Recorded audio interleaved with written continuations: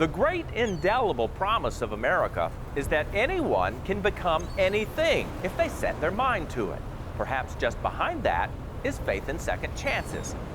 But here's the unspoken reality that brings us here to the west coast of Florida.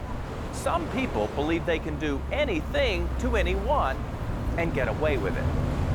Yeah, I have a lockout situation. A woman locks her keys in her car. 40 minutes later, help arrives. It's been a long day. Gabriel Yagal Amram, the owner of Hero Locksmith in Sarasota, Florida, is an Israeli citizen in the U.S. on a work visa. He's operated various businesses in the States for more than a decade. But some say this locksmith is not the hero he claims to be. I think he needs to get a good taste of prison.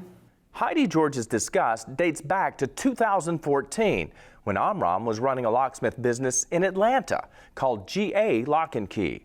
Her son, Garrett Anderson, locked his keys in his car, searched the internet, and dialed one of Amram's employees. And then when he gets out there, the locksmith says, oh, all of a sudden it's going to be double. It's going to be more than what we quoted you, which was not a reasonable fee. And so I think that was some type of a scam. A scam, indeed.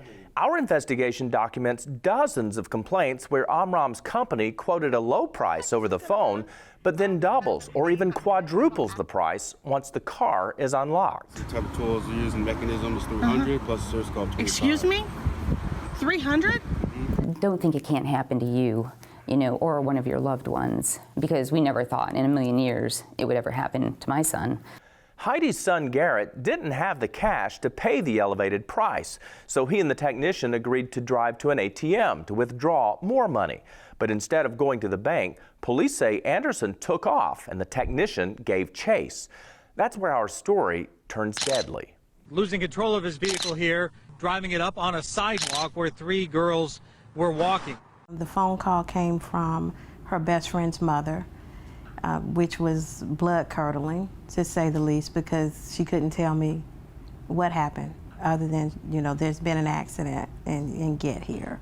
Rashida Oliver's daughter, Raina, and 2 of her friends were walking down this street when the technician's vehicle spun out of control and struck the girls. 15-year-old Raina Asalam died at the scene. 15-year-old Juliana Farrell was critically injured, and the third teen was permanently disabled. We buried Raina, and on the way back from the cemetery, we got the phone call saying that Juliana had passed. Garrett Anderson is serving 15 years in prison for manslaughter due to a jury's belief that he was leading the chase. The technician, Tanzu Kanlinka, is serving 20 years for hitting the girls and then leaving the scene. But Gabriel Amram, the mastermind behind the money-making scheme that ruined so many lives, was never charged with a crime. Mr. Amram, we'd like to talk to you about your bait and switch tactics with your locksmith company. We confronted Amram after discovering that just 3 years after the deadly accident, he was continuing to operate business as usual. How does it feel to know that you're responsible for the death of 2 teenagers? Georgia's Attorney General agreed, finding Amram to be in violation of Georgia's Fair Business Practices Act. As a result of our investigation, he was forced to close his business and fined $322,000. End of story? Not quite.